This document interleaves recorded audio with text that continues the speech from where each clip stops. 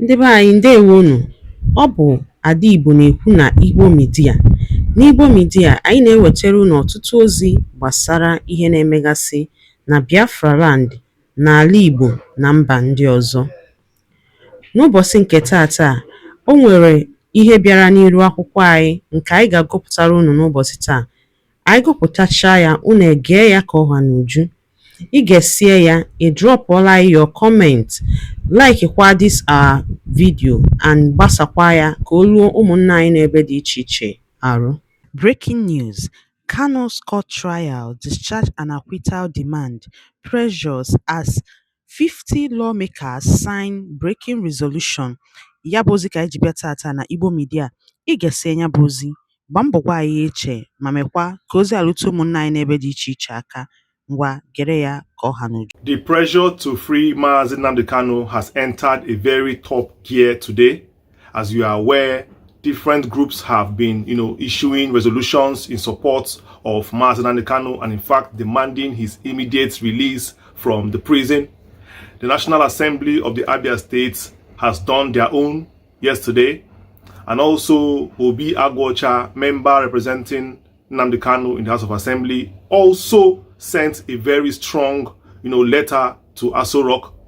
Well, today, the House of Assembly, a strong bloc in the House of Assembly, has come together and demanded the release of Mazi NNAMDI KANU. They have come together. They are called the Parliamentary Action Group for Justice, have come together to demand the immediate release of NNAMDI KANU. In fact, that group comprises of, Obi Agwocha, Ikenga Ugochinyere, some senators and House of Reps from the south, from the north, from the east and the west. This group comprises of Nigerians from all walks of life in the House of Assembly, Abuja. They are united for justice, and this time around, they use their platform to demand in a strong letter resolution the release of Mazi NNAMDI KANU.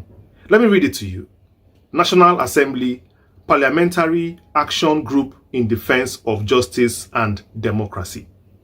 The national interest-driven resolution by concerned federal lawmakers on the issue of Mazi NNAMDI KANU continued detention. This resolution is directed to His Excellency, the President of Nigeria in Abuja. It says, after a closed-door strategic meeting of the following federal lawmakers committed to promotion of national unity and stability, and after extensive consultation across all party lines and different ethnic groups, we hereby wrote and subscribe to this letter to Mr. President concerning Mazi NNAMDI KANU.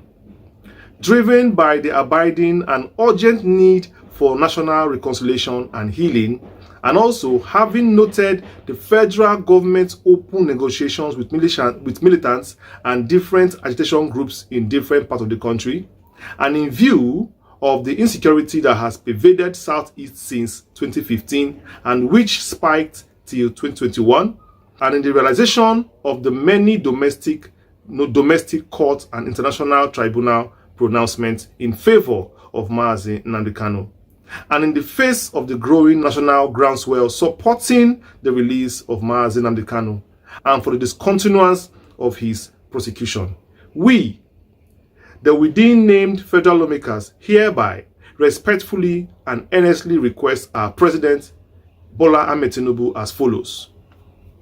1.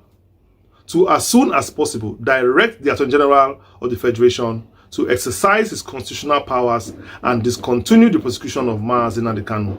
And 2, pursuant to the discontinuance of the prosecution, initiates a constructive dialogue aimed at seeking a just political solution of this matter. Signed, Ikenga Ugochinyere, Imo State. Honorable Obi Agwocha, Abia State. Honorable Joseph, Ebonyi State. Honorable Amobi Oga, Isikwato, Abia State. Honorable Blessing Chigeru Amadi, Honorable Dr. Anthony Adebanjo Adepoju, Oyo State. Honorable Dr. Joshua, Audu, Niger State. Honorable, Garis, Abia State. Honorable Emeka Idu G, he didn't write his state.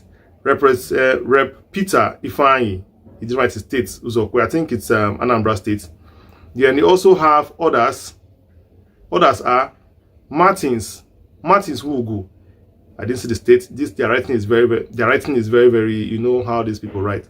Tochukwu Okoye, Honorable Barrister Benedict. Then you have Honorable Godwin Ofiodo. You have Humphrey Osaka. You have Okolie. You have Nnamdi Ezechi. You have Honorable Munachi. Then you have Right Honorable Alex Mascot Ikweche. That one should be Abia State. You have Honorable Donatus Matthew. You have Honorable Ike Osewa, I don't know. You have Barrister Joe. You have Mudashiru Lukman. You have Tadeus. You know, I think that one should be the man from Plateau State. That man that won election in Plateau State. So these are the people that came together to demand the release of Mazi Nnamdi Kanu. These people are National Assembly members. You know, they came together in their group. They have a group called, you know, Parliamentary Action Group. They have been using that group to do a lot of good, you know, in the House of Assembly, you know, calling to order the excesses of the government. Ugo Chinyere is the leader of that group, and definitely Obi Agwocha is also, I think, a part of that group. They are up to 50 plus members, and they are a strong bloc in the House of Assembly. Their words is very strong, and they have come together now to put their searchlight on Mazi Nnamdi Kanu, and they've lent their voice to the injustice going on with him in his case. This is a step in the right direction. I want to say a very big thank you to Honorable Ikenga Ugo Chinyere. Whenever I watch him speak in the House of Assembly or maybe on the media, I see a man who has a conscience, you know, fighting the system, belonging to the system and still fighting the system is not easy. You know, it's easier to be a part of the system and enjoy the benefits of that system. It's actually harder for you to come out and be an opposition and be fighting the system itself. He always tries to put himself, you know, in harm's way to make sure that his voice is heard and he stands for, you know, the just people in society and against injustice. So this is a step in the right direction. I must commend it because, like I said, any voice at all right now calling for the release of Nnamdi Kanu is welcome. We welcome such voices.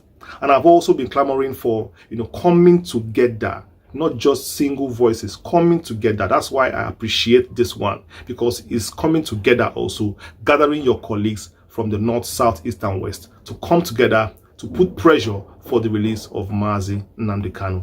That's why I say this is a step in the right direction, because you can't do it alone. You can't do it alone. So a big kudos to Obi Agwocha, a big kudos to Ikenga Ugo Chinyere, a big kudos to all those names I read out here, people who showed support and solidarity with Nnamdi Kanu. Of course, it has gone on record because, of course, I'm keeping the records, and I'm sure the records are also there for posterity purposes. Because if you stand with us in this time, definitely we can never leave you alone when you have issues, when you also have issues that you want us to stand for you.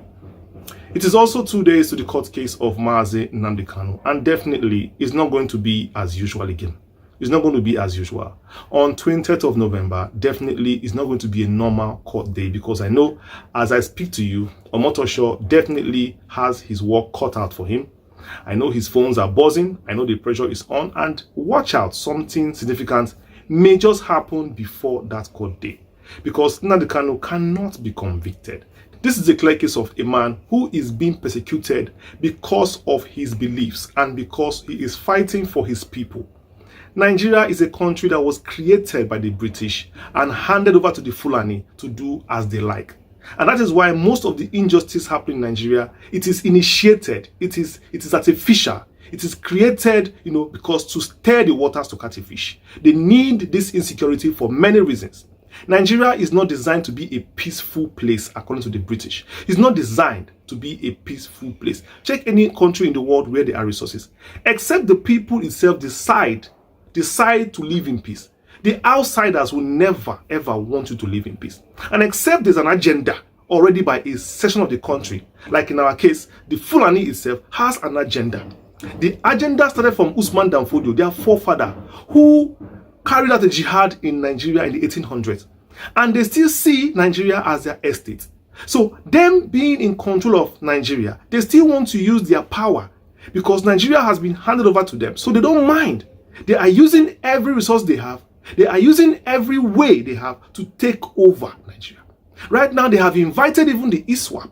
They've invited Boko Haram. They've invited Ansaru and all the terrorists of the world to come and take refuge in Nigeria. Nigeria is their fortress, is their home. They feel at home here. So they are at peace with Nigeria. And they are going around the whole country digging their holes. That is what NNAMDI KANU foresaw and spoke against. That this is going on in the southeast. They have sent their terrorists to the southern part of the country to take over. He raised the alarm on Nigeria, on Nigerians, and Ndi Igbo. And these people don't want that. That is why they came after him. Because they see a man who is emancipating his people, preparing them for what is to come.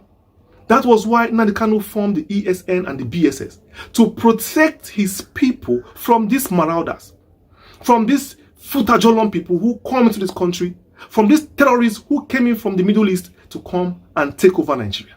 And NNAMDI KANU said, never. You can do anything you want in Nigeria, but you see, in my own southeast, it can never be done. You can never do it. It can't be done. And this man decided to protect and defend his people. That is all he did. He never took his gun to the north. He never took his gun to the north central or to the northwest or northeast. He never went to Fulani land to fight anybody. He just created a semblance of security among his people to protect them from this marauding terrorist. And they said, no, this man, NNAMDI KANU, is a threat to us. A threat to you, how? That is why the Fulani killer in the south, in the north, is not in prison. He's a free man, he's a freedom fighter to them. But NNAMDI KANU here, a peaceful man, is a terrorist to them. This is very disastrous. And that is the reasons why we are clamoring for Donald Trump to quickly come in and correct these wrongs before something drastic happens.